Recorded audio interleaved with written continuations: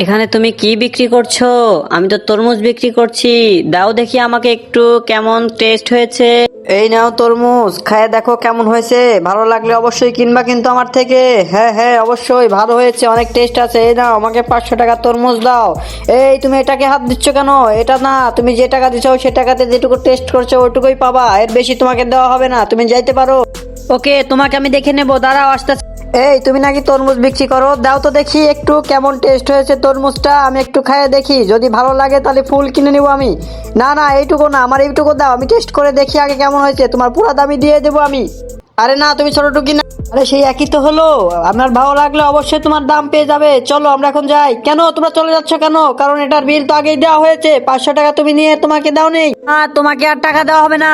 তুমি এর আগের বার অল্প দিয়েছো, আমাদের ঠকাইছো, এখন আমি তোমাদের ঠকাইলাম। বেশি কথা বললে সব নিয়ে যাব। আর না না না, নিও না নিও না, না আমরা সবই নিয়ে যাব। তুমি ঠকাইছো কেন?